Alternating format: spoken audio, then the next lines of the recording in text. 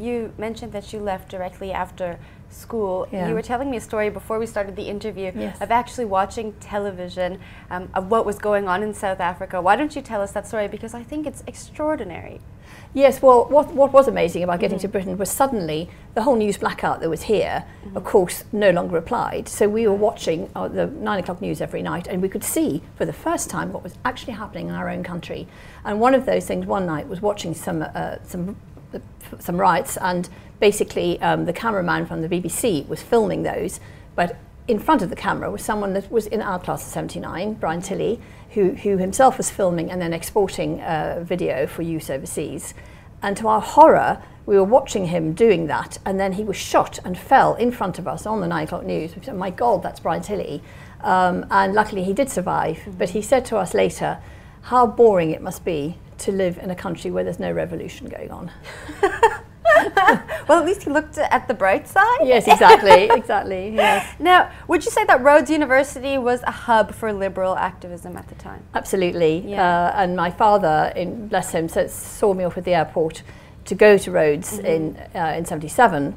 And it was unfortunately not only known for politics, it was also for its drinking clubs, men's drinking clubs. Right. A lot of girls who ended up possibly pregnant and having to leave university. And he said to me, for heaven's sake, don't get drunk, don't get pregnant, and don't get involved in politics. So I didn't get pregnant. Well, at least you kept him happy on one front. On one front. Yeah.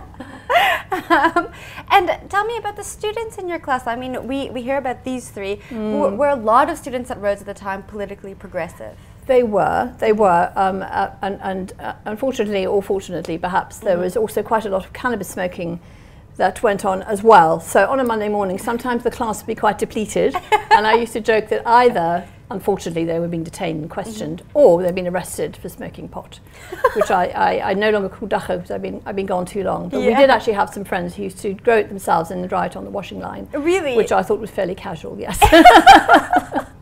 Oh, don't name names. No, we don't want to get anyone in trouble here. No.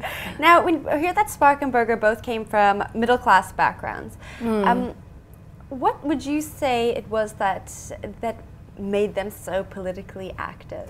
That is very interesting because yes, I think that was a common experience of many people, that their parents were apolitical.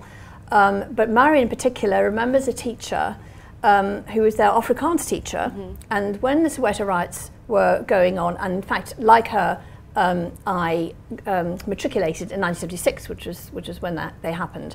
He came in apparently to their class and said, now, do any of you know what's actually happening? None of them knew. He was horrified. And interesting that it was an Afrikaans teacher. He told them everything that was happening. Wow. Now, in fact, it was banned in South African schools at that point to speak of politics at all. I addressed my old school, Rustenburg Girls High, first thing on Monday morning.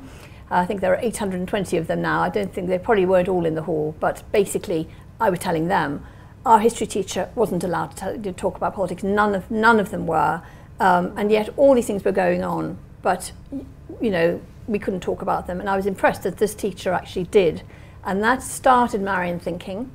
And she said she admired Guy Berger very much, but she didn't realise quite how involved he was. And she said if she had, she would have got involved at university because she wasn't really political there, but she certainly jumped straight into it afterwards.